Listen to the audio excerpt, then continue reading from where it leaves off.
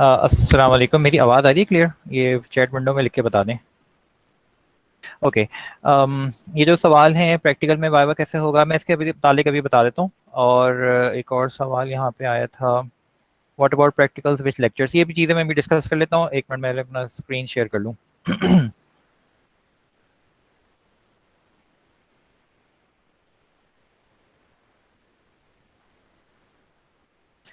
ठीक है। अच्छा, अरसलान पूछ रहे हैं practical will conduct online physically. इस सेमेस्टर में जितनी भी चीज़ें हैं अभी तक जो नोटिफिकेशन आया है वो सारे के सारे प्रैक्टिकल वाइवा फाइनल पेपर भी फाइनल एग्जाम्स भी सारे के सारे ऑनलाइन होंगे।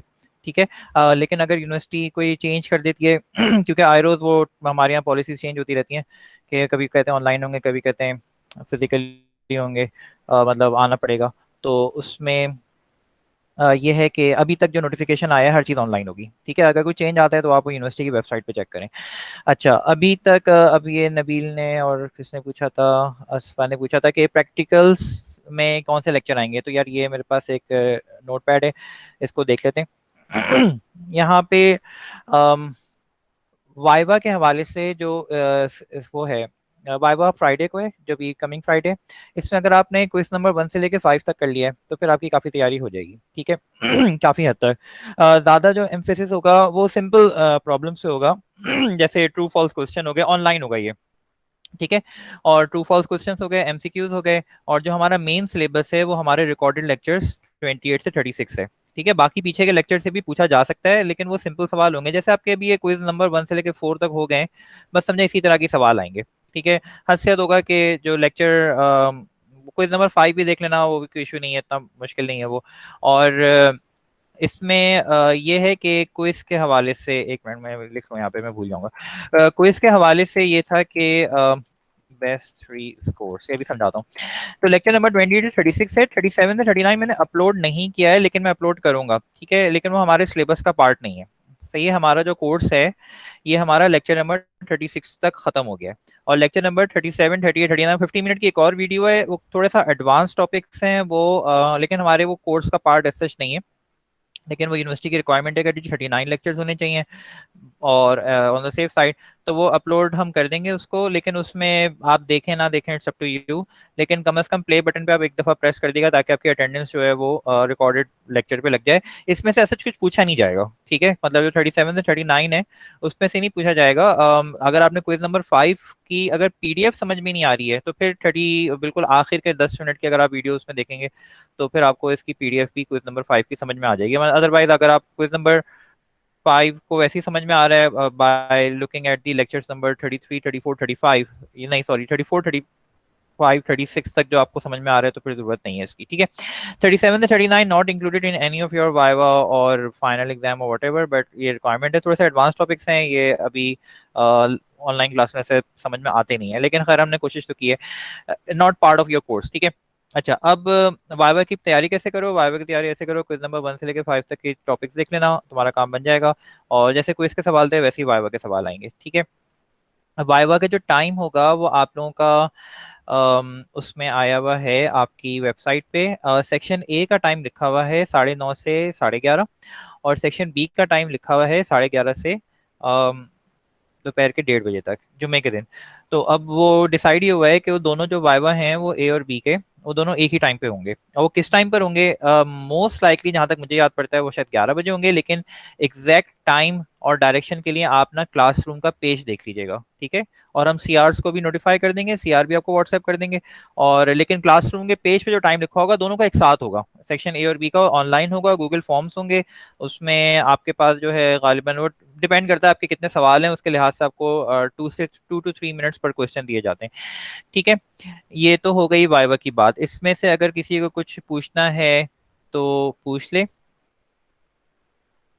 अच्छा, वाइवा गूगल कौन सा अपलोड होगा या डायरेक्ट लेक्चर्स में क्वेश्चंस होंगे?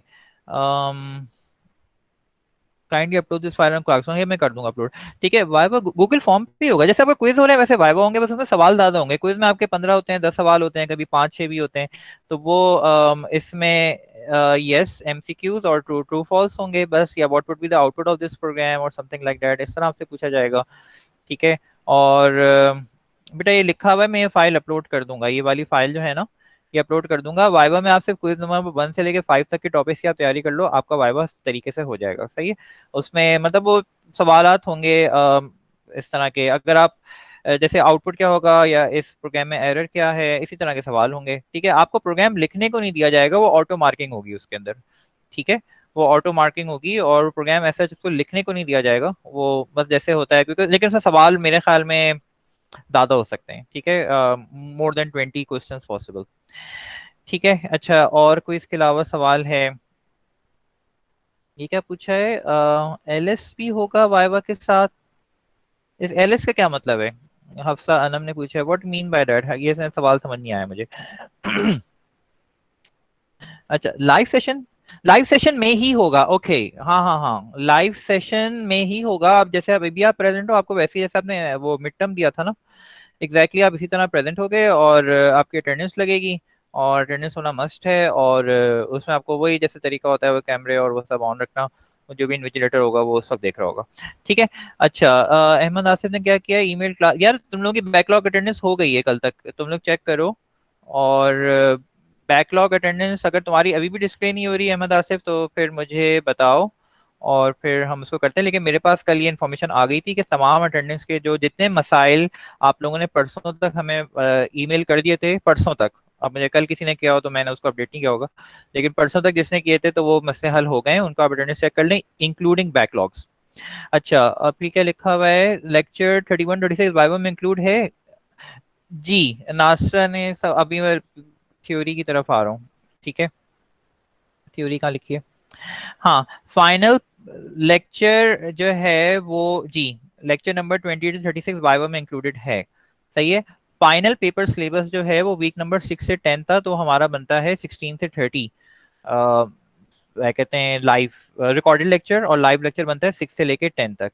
अगर उसके अलावा कोई टॉपिक हुआ, जैसे कुछ स्टूडेंट्स पूछ रहे थे कि एरे या पॉइंटर के सवाल आएंगे, मेरा ख्याल में नहीं आने चाहिए, क्योंकि वो काफी दुश्वार हो जाएगा। लेकिन अगर कोई ऐसी चीज हुई जो कि इन लेक्चर के अलावा कहीं और कवर हुई हुई है, तो फिर हम आपको उसको क्या कहते हैं, उसको जो है हम फिर एक्स्ट्रा क्लासरूम में अनाउंस कर देंगे। लेकिन इसमें इंपॉर्टेंट चीज ये है कि लेक्चर 16 से 30 को समझने के लिए आपको 1 से 15 तो फिर भी देखने पड़ेंगे ना।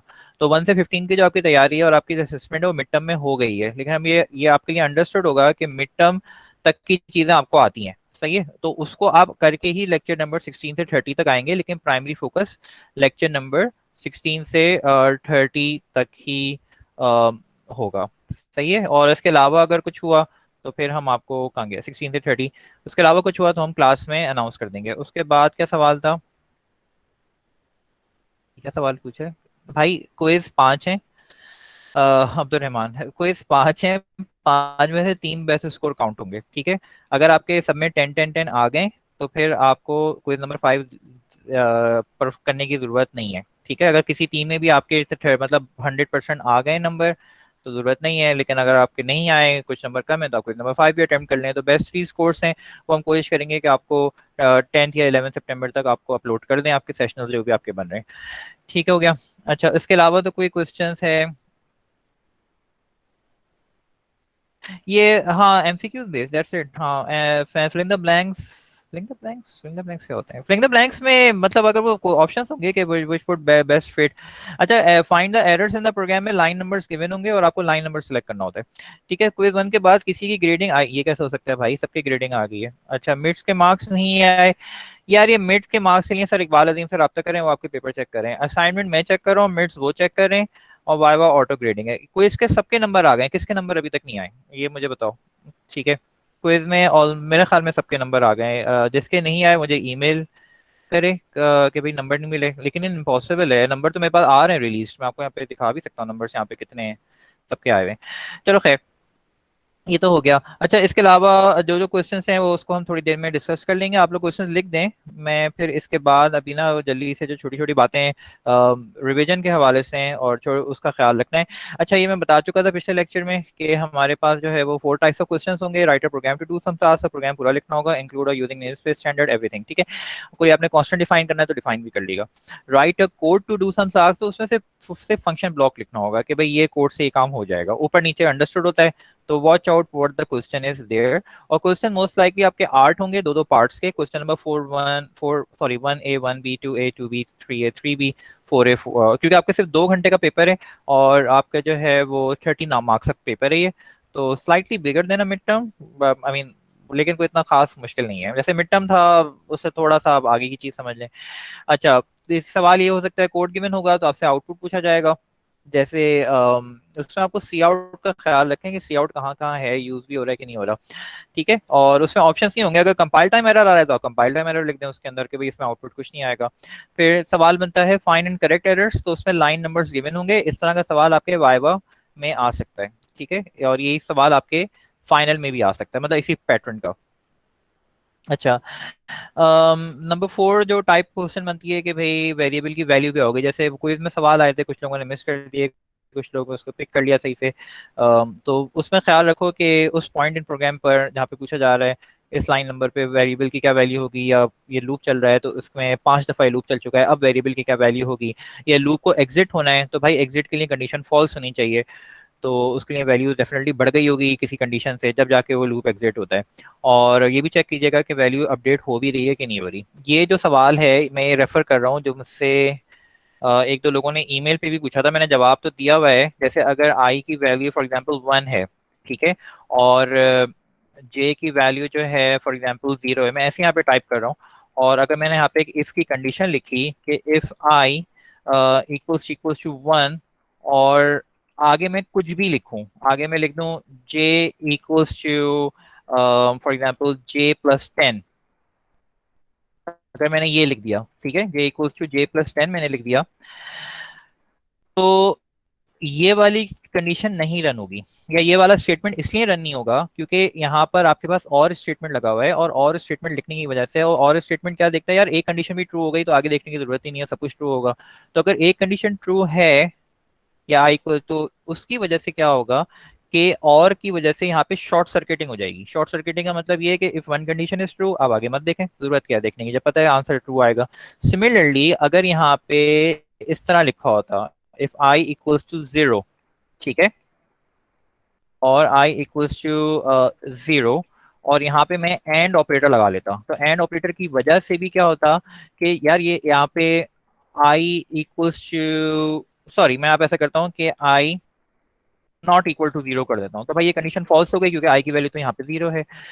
अगर ये कंडीशन फॉल्स हो गई तो एंड ऑपरेटर तो आगे देखेगा ही नहीं कि भाई आगे के काम हो रहा है कि नहीं हो रहा, क्योंकि उसको पता है यार एक भी फॉल्स आ गया तो फिर सारी की सारी इफ का कंडीशन इज फॉल्स। तो ये शॉर्ट सर्किटिंग होती है, तो उसका ख्याल रखना पड़ता है कि क्या ये वाकई वेरिएबल अपडेट हो रहा है कि नहीं हो रहा।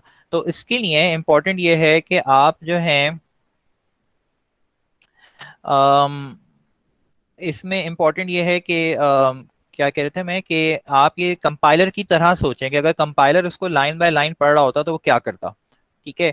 अपनी तरफ से मतलब वो पहले से रिजल्ट बना के ना बैठ जाए और फिर बाद में उसको प्रूव करें, नहीं, आप कंपाइलर की तरह चलें कि if compiler reading this statement, तो कंपाइलर को नहीं पता आगे क्या लिखा हुआ है, ठीक है। हमें तो सब नजर आ रहा है ना यहाँ पे कि यहाँ पे स्क्रीन पे क्या क्या लिखा हुआ है, लेकिन कंपाइलर उसको word by word letter by letter पढ़ रहा होगा। तो जब वो word by letter by letter पढ़ेगा और जब वो यहाँ पर आएगा कहेगा यार ये कंडीशन तो फॉल्स हो गई है, आगे जाने की जरूरत क्या है, वो यहीं से फिर उसको शॉर्ट सर्किट करेगा, यानी कि नेक्स्ट लाइन पे जंप कर जाएगा, ठीक है। तो ये इस क्वेश्चन में ये बात डिस्कस करनी थी, ठीक है।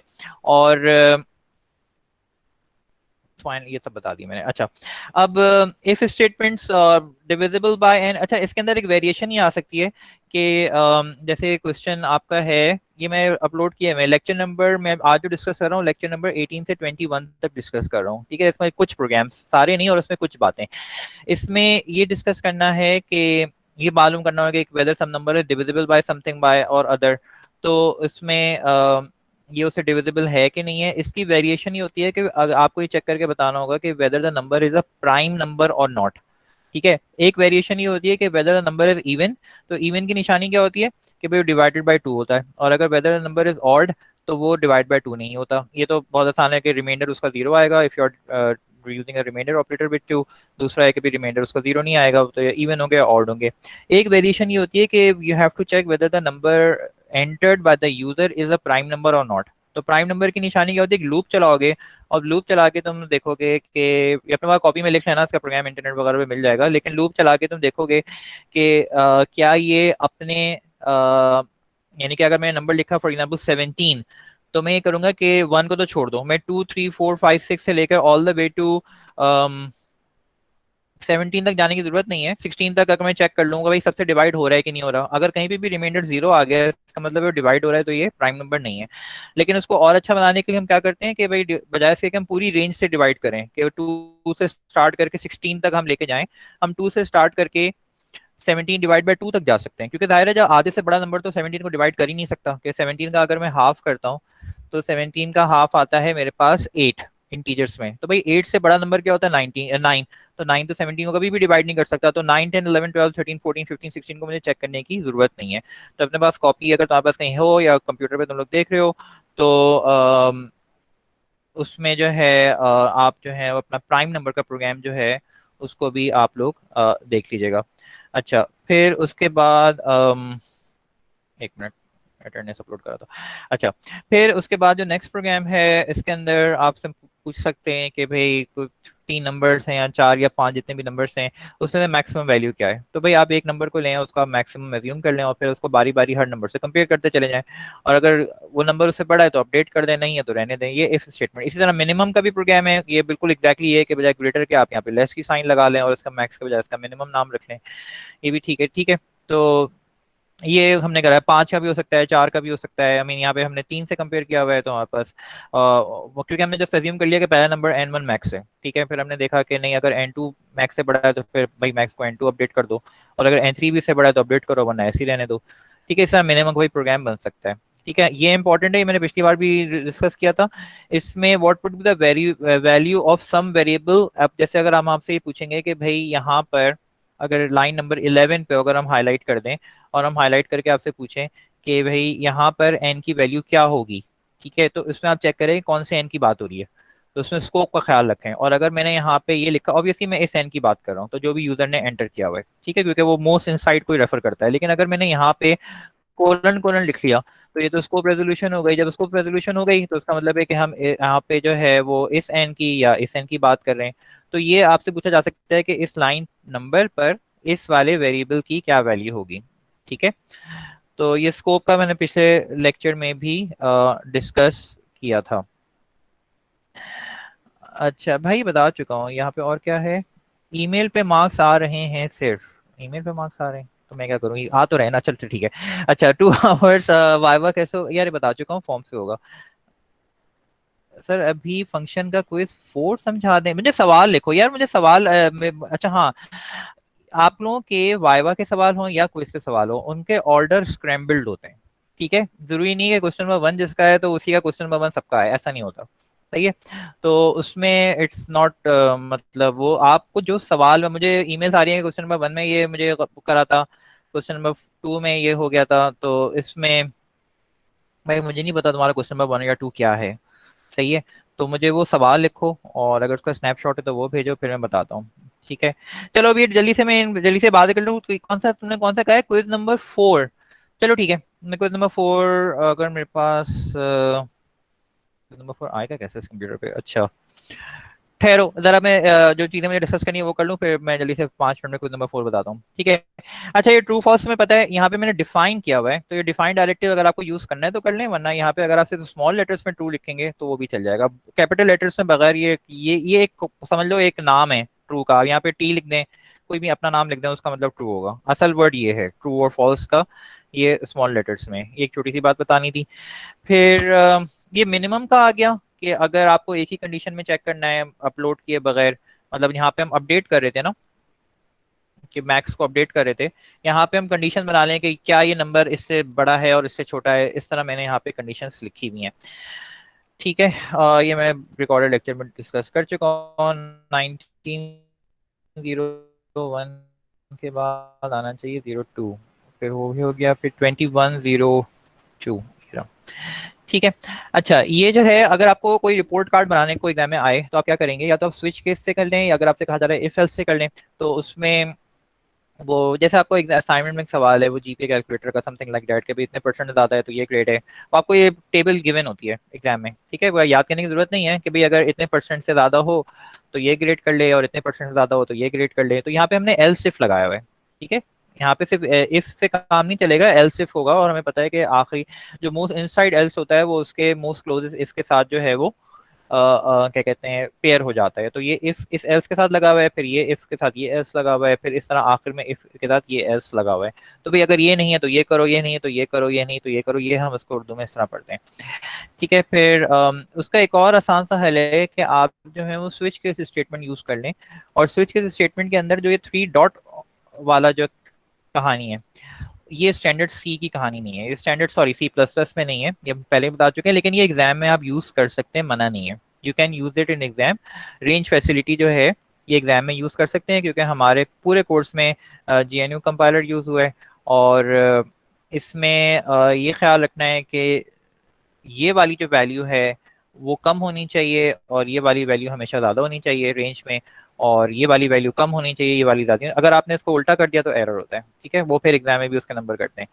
और ओवरलैपिंग केस वैल्यूज नहीं होनी चाहिए इसके अंदर, ये नहीं कि आपने 80 से 89 यहाँ लिख दिया और फिर यहाँ पे ऊपर आपने 89 से 100 लिख दिया, वो भी एरर होता है, ये नहीं लिखना चाहिए। ठीक है, और ये ख्याल रखना है कि स्विच के स्टेटमेंट में हमेशा हमेशा हर केस के बाद ब्रेक स्टेटमेंट लिखना लाजमी है। अगर आपने ब्रेक स्टेटमेंट नहीं लिखा वो एक सीरियस एरर माना जाता है, क्योंकि वो हमारे पास लेक्चर नंबर ये रहा, उसमें फिर हमारे पास फॉल थ्रू का मसला आ जाता है कि भाई वो फिर सारे स्विच स्टेटमेंट रन होते हैं, सारे केस स्टेटमेंट रन होते हैं, और वो फिर एंड तक जाके सारे ही सब कुछ ही प्रिंट कर देगा कि वो कहेगा आपका ग्रेड ए भी है, बी भी है, सी भी है, डी वट जो भी है, तो वो सब प्रिंट कर देगा। तो इसके में आपको ब्रेक स्टेटमेंट प्रिंट करना लाजमी है for after each case statement. ये कॉमन गलती है जो लोग करते हैं, और इससे बचें।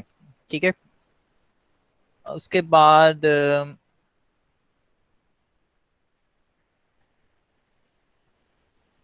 यार ये मैं सवाल भी डिस्कस कर रहा हूँ, ठीक है, अपने सवाल एक डिफरेंट लूप से समझे तो फिर पेपर में लूप मेंशन होगा या किसी भी लूप से वो क्वेश्चन कर सकते हैं। नहीं, अगर if you have a repetitive task, ठीक है उसामा, अगर आपके पास कोई टास्क रिपीट हो रही है तो ये अंडरस्टूड है कि आपको वो लूप यूज करने हैं। ठीक है, अच्छा आपकी मर्जी, आप कोई भी लूप यूज कर लें, आप डू वाइल यूज कर लें, वाइल यूज कर लें, फॉर यूज कर लें।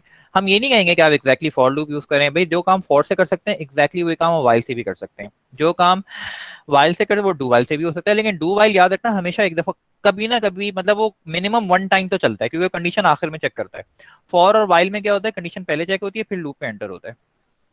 ठीक हो गया। अच्छा फिर ब्रेक स्टेटमेंट का मैंने बता दिया है, और ब्रेक स्टेटमेंट का यहाँ पे ख्याल रखना। फिर उसके बाद 2104 ये भी हो गया। अब 2105, ठीक है। अच्छा ये जो है इस सवाल में क्या था, कैलकुलेटर का सवाल है, तुम्हारे उसमें भी है, मतलब ये बहुत दफा कर चुके हैं यार। इसमें भी ये स्विच ऑपरेटर है, इसके अंदर इसमें जो ख्याल रखना है वो ये कि थोड़ा सा उसमें ये काम करना है कि जो यूजर है वो गलत ऑपरेटर ना एंटर करे, पहली बात। ठीक है, यूजर गलत ऑपरेटर एंटर ना करे, तो उसके लिए हमने ये किया कि यहाँ पे इस वाले के अंदर इफ अगर वो इसके अलावा कुछ एंटर कर रहा है तो हम बार बार उसको कहते रहेंगे कि भाई ये आप सही ऑपरेटर एंटर करें। तो मैंने करेक्टर जो है वो जो इनपुट लिया है ओपी के नाम से, उसको मैं चेक कर रहा हूँ कि अगर ये इसके बराबर नहीं है और ये यानी कि उसने प्लस माइनस मल्टीप्लाई डिवाइड और रिमाइंडर के अलावा कुछ एंटर किया है तो हम उसको एक्सेप्ट नहीं कर रहे। हम उसको यहाँ पे कंडीशन, अगर उसके अलावा कोई एंटर करेगा ये कंडीशन मतलब ट्रू हो जाएगी, और हम कहेंगे नहीं आप दोबारा सही से एंटर करें। जब तक वो सही से एंटर नहीं करेगा, अगर उसने सही ऑपरेटर एंटर कर लिया, लेट्स से उसने प्लस एंटर कर लिया, तो उस सूरत में क्या होगा कि वो जो है यहाँ पर ये कंडीशन फॉल्स हो जाएगी, और वो फिर इस लूप में मतलब एंटर नहीं होगा, वो यहाँ पे आ जाएगा। एक तो ये एरर करेक्शन हैंडल करना आनी चाहिए। दूसरा, अगर आपको इनफाइनाइट लूप चलाना है, इनफाइनाइट लूप का मतलब है कि यार वो प्रोग्राम उसको बार बार रन करना है, यानी कि उसको पहले 2+5 करना है, फिर फॉर एग्जाम्पल 7+8 करना है, बार बार उसको प्रोग्राम रन ना करना पड़े, वो प्रोग्राम मुस्तकिल चलता रहे। तो उसके लिए हमने ये किया है कि पूरे प्रोग्राम को हमने एक बड़े वाइल लूप के अंदर, इस वाइल लूप के अंदर हमने एनक्लोज कर दिया है कि भाई उस वक्त तक चलाते रहो जब तक कि आखिर में वो मतलब जब अगर वो वाई प्रेजेंट कर रहा है तो रन करो, वाई के अलावा कुछ प्रेजेंट कर रहा है तो हमने बिल्कुल आखिर में मैसेज दिया है कि do you want to continue, press Y और any other key to exit. अगर प्रेस वाई का मतलब यस टू कंटिन्यू और any other key to exit, मैंने सी इन रिप्लाई लिया और उसको फिर मैंने यहाँ पे आके चेक किया है कि वेदर दैट एंटर्ड, जो भी उसने लेटर एंटर किया है क्या वो वाई के बराबर है, वाई के बराबर है, मैं दोबारा यहाँ पे एंटर हो गया। ठीक है, और अगर उसने वाई के अलावा कुछ एंटर किया है तो उसको हमने फिर हमने इस लूप में आ गए ही नहीं और आखिर में हमने यहाँ पर रिटर्न 0 पे आ गए। ठीक है, इसका ख्याल रखना है। अगर आपसे कहा जा रहा है एग्जाम में कि इनफाइनाइट लूप चला दें, जैसे user should sorry the program should run as long as the user wants it to run, तो फिर आपको ये इनफाइनाइट लूप हर प्रोग्राम में लगाना पड़ेगा। आखिरी बात, एंटर टू इंटीजर्स। यार ये सवाल काफी लोगों ने मिस किया था, मैं हैरान हूँ, पता नहीं क्यों मिस कर दिया था। भाई ये कंडीशनल ऑपरेटर है, ठीक है। कंडीशनल ऑपरेटर में अगर ये कंडीशन ट्रू होगी तो ये रिटर्न होगा यहाँ पर इसकी जगह, और अगर ये कंडीशन फॉल्स होगी तो ये रिटर्न होगा यहाँ पर।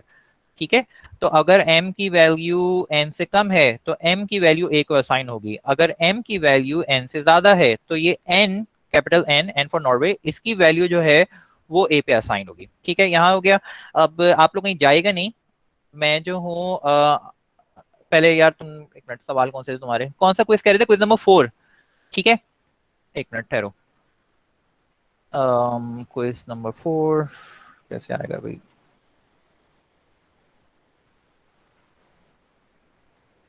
एक मिनट, मैं जो हूँ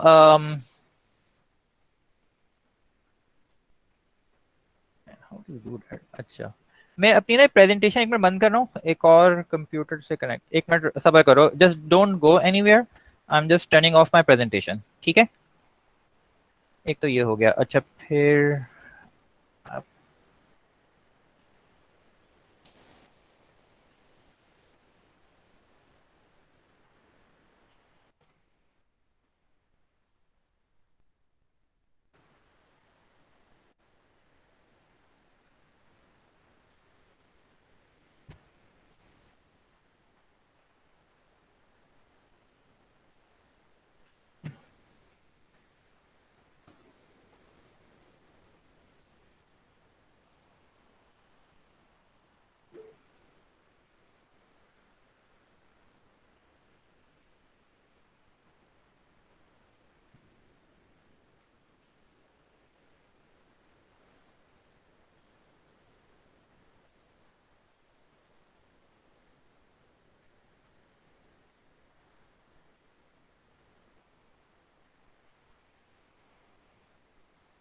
अच्छा, ये स्क्रीन नजर आ रहा है, जल्दी से बताओ मुझे, ये मैंने स्क्रीन ऑन किया है,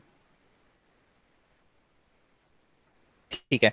अच्छा, ये एक मिनट, फंक्शंस का मतलब ये क्वेश्चन नंबर 4 ही है ना तुम लोग, हाँ ये मदरसे ने लिख दिया, ठीक है जज़ाकल्लाह। अच्छा भाई, इस सवाल मुझे नहीं पता क्वेश्चन नंबर 1 तुम्हारा कौन सा था, 2 कौन सा था, इससे कहीं नंबर नहीं लिखे हुए, सही है।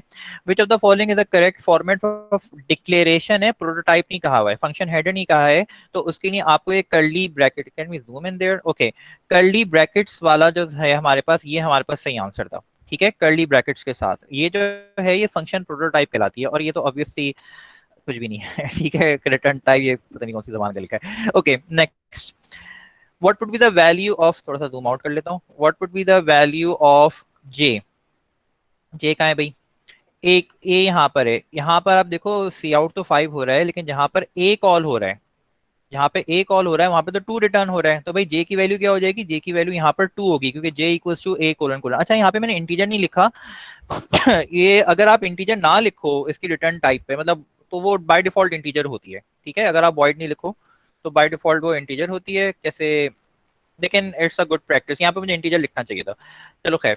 तो यहाँ पे ये 2 रिटर्न होगा, 5 नहीं होगा, सही है। 5 जो है वो यहाँ पर सिर्फ सी आउट कर रहा है फंक्शन, वो 5 को प्रिंट कर देगा, लेकिन वैल्यू ऑफ जे जो होगी वो 2 होगी। नेक्स्ट क्वेश्चन पे आ जाओ, what would be the output of this code, जैसे ये एग्जाम में भी इस तरह के सवाल आ सकते हैं, ठीक है। अब इसमें देखो कोड लिखा है ना, मैंने प्रोग्राम नहीं लिखा हुआ, तो अंडरस्टूड, खैर ये प्रोग्राम मैंने मतलब यूजिंग नेमस्पेस स्टैंडर्ड और बाकी चीजें नहीं लिखी हुई, ये इंक्लूड आईओ स्ट्रीम वगैरह। डबल ए ये फंक्शन है, ठीक है। और यहाँ पर आपके पास जो है,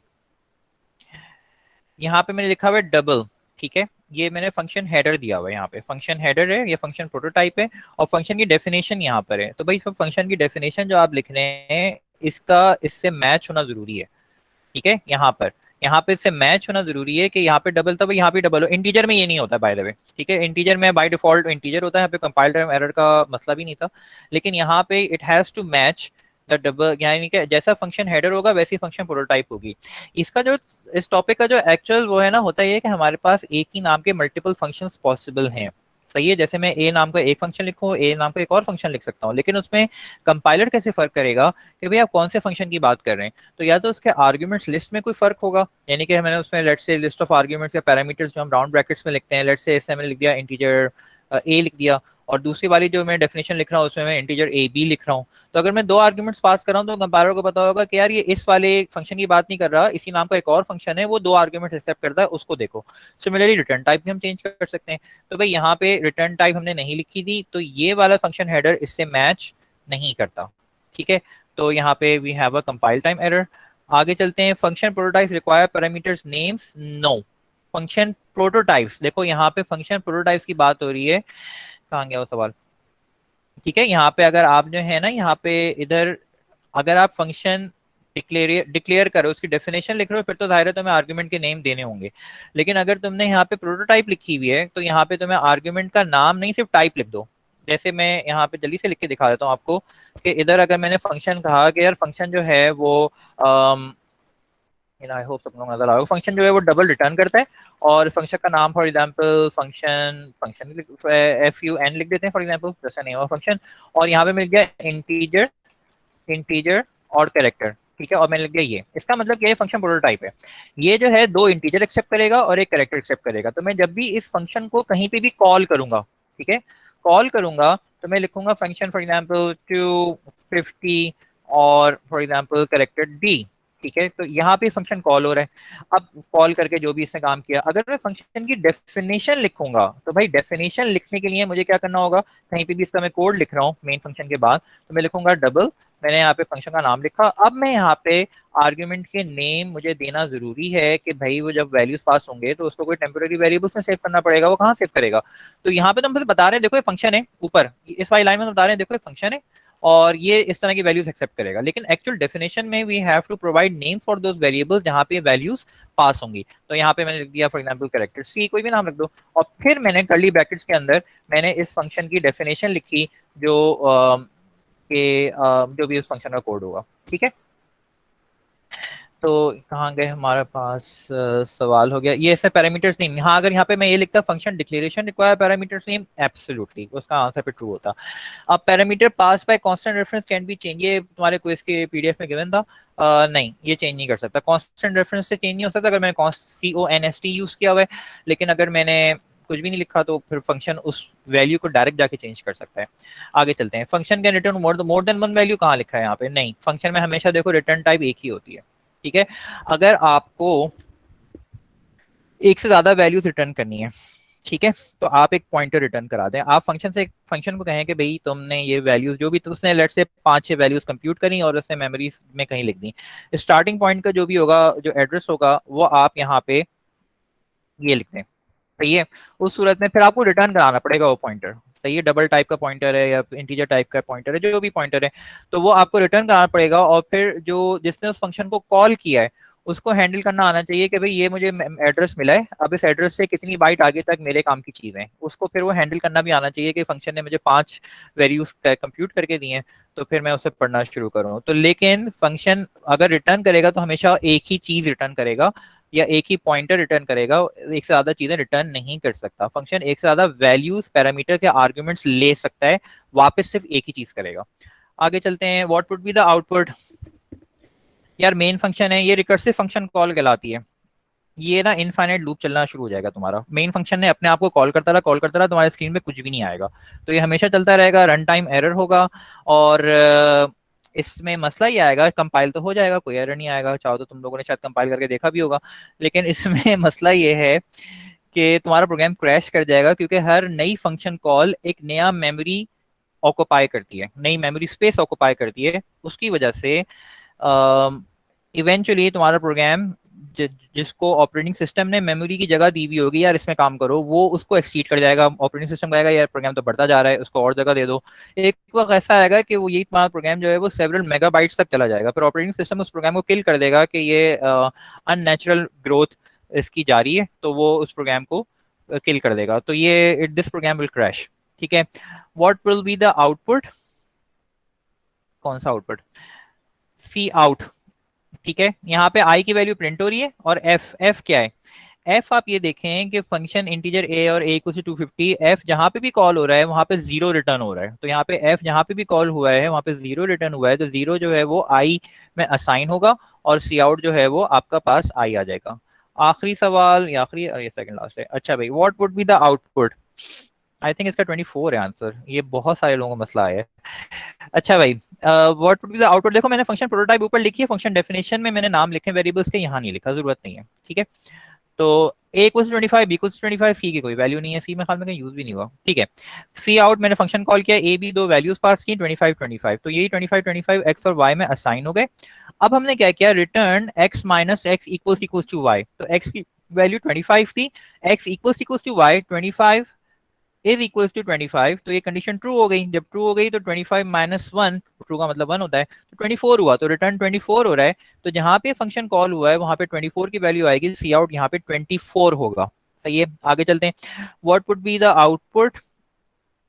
यार ये तो पोस्ट स्क्रिप्ट, देखो ये जो सवाल है ना, ये सवाल मतलब ये अंडरस्टूड है कि लेक्चर नंबर 1 से 15 आपको आते हैं, तो जाहिर है आप एक नजर उनको भी फिर भी देख लीजिएगा कि उसके जो टॉपिक्स हैं उनको ये यूज होंगे वो टॉपिक्स। सही है, तो इसमें आउटपुट क्या है, मतलब असल टॉपिक तो खैर फंक्शन का है, फंक्शन का नाम अजीब सा रख दिया है, इंटीजर नम, खैर जो भी इसकी डेफिनेशन है वो रिटर्न कर रहा है नम प्लस प्लस, ठीक है। यहाँ पे हमने 4 की वैल्यू पास की, 4 की वैल्यू नम में आई, अब वो कह रहा है return N U M plus plus, तो ये पोस्ट वाला ऑपरेटर है, ये पहले वैल्यू रिटर्न कर देगा, बाद में इंक्रीमेंट करेगा, वो करता रहे अपने पास, ठीक है। लेकिन जब वो रिटर्न करेगा तो यहाँ पे वैल्यू आपके पास 4 ही आएगी। जब ये 4 आएगी तो 4 आने की वजह से अब ये सी आउट हम माइनस माइनस नम कर रहे हैं, तो नम की वैल्यू तो ऊपर से 4 आई है, जब 4 आई है तो ये प्री फिक्स ऑपरेटर है, तो ये इसको पहले डिक्रीमेंट करेगा फिर प्रिंट करेगा, ठीक है। And that's pretty much it. सवाल, अच्छा अब यार एक मिनट, पहले अब बातें चलती रहेंगी, पहले मुझे अटेंडेंस लेने दो, 105 और 100, ठीक हो गया, इसको मुझे सेव करने दो यहाँ पे, ये सेव हो गया। और एक मिनट, एक और, ये आखिरी हमारी क्लास थी। अच्छा इसके अलावा अगर आपको कोई सवाल है जस्ट ईमेल दें, ठीक है, वरना क्लास के फोरम पे आप पोस्ट कर दें तो मैं उसको वक्त वक्त सर लिखता रहता हूँ। बेटा अभी माइक अपना बंद रख दो, और इसमें मैं जो भी सवाल है मुझसे पूछते हैं। अच्छा अटेंडेंस तो हो गई है, जिसको जाने वो जाए, और बाकी जो सवाल रह गए वो मैं वन बाय वन सबके आंसर्स दे रहा हूँ, ठीक है। इसमें अभी हमारा 2-3 मिनट है। एक मिनट, सवाल क्या है, डिफरेंट लूप्स में, ये तो हो गया सवाल, पेपर आप चेक करेंगे? नहीं ये मुझे नहीं पता, पेपर कौन चेक करेगा, पेपर जो भी चेक करेगा, मतलब कंसिस्टेंट चेकिंग होगी उसकी, और आंसर्स तुम लोगों को पता नहीं मिले ना मिले, आई डोंट नो, ठीक है। चलो खैर, वाइवा क्वेश्चन, फंक्शन का return more then one value, इसका नहीं, function can not return more then one value, ठीक है। Which of the correct format, ये मैंने बता दिया। डिफॉल्ट में ब्रेक स्टेटमेंट यूज क्यों नहीं करते, क्योंकि वो तो सबसे आखिर में लिखा हुआ है, उसके आगे तो वैसे ही वो खत्म हो चुका है, तो डिफॉल्ट की जरूरत, मतलब डिफॉल्ट में तो ये ना कि भाई कुछ ना हो तो सही है, उसके आगे तो कुछ है ही नहीं ना, उसके आगे तो स्विच केस तो खत्म ही हो गया, कोई लूप थोड़ी दोबारा ऊपर चला जाएगा। अच्छा sir, will be a question function can return more, we can return more than value by using pointers and arrays, बेटा पॉइंटर एक रिटर्न होता है, ठीक है। पॉइंटर या एरे जो आप रिटर्न कर रहे हो वो एक, ये लेक्चर नंबर आई थिंक 38 में शायद डिस्कस हुआ है, तो दोनों का ऑप्शनल है। रिटर्न जो हो रहा है एक ही चीज रिटर्न हो रही है, वो एड्रेस रिटर्न हो रहा है, उसके आगे जो कॉलर है, जो फंक्शन हैंडलर है जिसने उस फंक्शन को कॉल किया है, वो हैंडल करेगा ना कि भाई इस एड्रेस से मैं आगे कैसे जाऊं, रिटर्न हुआ एक ही मेमोरी एड्रेस ही हुआ। अच्छा, also sir in the PDF there was written, ये क्या लिखा है अहमद ने, there written that break and go to function, हाँ टर्मिनेट बिल्कुल करते हैं, लेकिन एग्जिट पूरे प्रोग्राम को टर्मिनेट करता है, जहां पे एग्जिट आ गया इसका मतलब है आगे मत जाओ, तो जाहिर है लूप तो टर्मिनेट होगा ना, ठीक है। तो यार इसके लिए मैंने ये तो नहीं कहा था ना कि सिर्फ ईमानदारी से सारे क्विज करना, इंटरनेट पे थोड़े सर्च भी कर सकते हैं, तो एग्जिट देख तो लेते हैं। एग्जिट मैंने कहा था न्यूक्लियर ऑप्शन होता है, अगर आपको प्रोग्राम पूरा ब्रेक करना है आप एग्जिट लिख दो, खत्म, एग्जिट वहां पे खत्म हो गया, मतलब प्रोग्राम ही खत्म हो गया, तो लूप तो बचा ही नहीं ना। अटेंडेंस हो गई है भाई, हो गई तुम्हारी अटेंडेंस। अच्छा फिर क्या लिखा हुआ है, ये क्या लिखा है सलान ने, फाइनल्स में लेक्चर जैसे कोड नहीं, थोड़ा सा डिफरेंट तो होता है, हल्का फुल्का, लाइक स्लाइट चेंज, ठीक है। वी कैन यूज पॉइंटर्स, हाँ कर लो, क्या मतलब पॉइंटर्स, वो फंक्शन की अगर बात करो तो no, no, but function can return multiple value, नहीं बेटा फंक्शन एक ही चीज रिटर्न करता है, ठीक है। ये हो गया, अटेंडेंस हो गई। नहीं नहीं नहीं, ये गलत, मैं ये देखो भाई, ये अगर नम की तो वैल्यू अपडेट ही नहीं हुई थी ना, उसने तो पहले वैल्यू रिटर्न की थी, बाद में अपडेट कर रहा होगा जब भी थी, लेकिन रिटर्न तो हो गई, तो वैल्यू 4 थी, और प्लस प्लस आपके पास जो है, सॉरी माइनस माइनस जो था ये नहीं, इफ इट वॉज, हाँ if it word plus plus num yes, तो फिर तो 5 होगा। अटेंडेंस की ईमेल कर दी, चेक कर लें भाई, अटेंडेंस सबकी हो गई है। मैंने आपको मेल भेजी है, मेरा ट्रांसक्रिप्ट में अटेंडेंस का मसला आ रहा है यार, ये समझ नहीं आई, दोबारा ईमेल करो, पता नहीं क्या थोड़ी सी। नहीं बेटा ईमानदारी से काम करो। प्रैक्टिकल वाइवा कितने मार्क्स का होगा? प्रैक्टिकल वाइवा 30, अगर प्रैक्टिकल के जो है ना वो आपके टोटल नंबर एस, जैसे आप लोगों ने पहले भी एग्जाम दिए होंगे, तो वो 50 होते हैं। तो उसमें से 20 सेशनल होते हैं, तो ये वाइवा से ले लेंगे, आपके अटेंडेंस ले लेंगे, और बाकी शायद 30 होंगे, लेकिन ये सर इकबाल बताएंगे। क्विज 5, अच्छा मेरा क्विज ओपन नहीं है, मैंने मेल, ये क्यों नहीं ओपन हो रहा सबका? वाइवा की तैयारी कैसे करें, ये मैं बता चुका हूँ, तुम लोग का लेट ज्वाइन करा है वो, मैं आपको ये नोट पैड यहाँ पे भेज दूंगा, मैं इसमें सारी चीजें लिखी हुई हैं, ठीक है। इसके अलावा कोई सवाल है तो ठीक है, बाकी वरना फिर बाकी सब लोग फिर साइन आउट कर जाओ, किसी को सवाल है तो वो कर ले। अटेंडेंस सब लोग अपनी चेक कर लेना, अटेंडेंस में किसी को कोई मसला हो, क्योंकि आज हमारी फाइनल लाइव क्लास है, तो आज अटेंडेंस अपलोड हो जाएगी। सर पेपर ऑनलाइन होगा तो 15 सितंबर से, यार यूनिवर्सिटी की वेबसाइट पे देखो, ये यूनिवर्सिटी बड़े मिक्स वो दे रही है, हमें नहीं पता, मैं मुझे नहीं पता कि यूनिवर्सिटी भी आके देना होगा या वो भी होगा। सर मैंने इस मेल भी की है, मेरा कोई देखो क्विज अगर खुदा खासा कोई मिस हो गया उसको छोड़ दो, कोई ऐसा नहीं है, बेस्ट 3 स्कोर्स काउंट होंगे। मेक श्योर कि आप एटलीस्ट कम से कम 3 क्विजेस में तो हो, सही है। अगर हालांकि सुबह 9 से रात 11 बजे तक कहीं से भी क्विज अटेंड कर लो, कोई मना जरूरी थोड़ी है घर से करो। मिस बीनेश को पता है, बाकी डिटेल्स में पता नहीं क्या लिखा है बेटा, ईमेल देखूंगा तो बताऊंगा। और कोई सवाल इसके अलावा? Any more question? बाकी लोग साइन आउट कर दें, क्लास इज ओवर, ठीक है। अल्लाह हाफिज।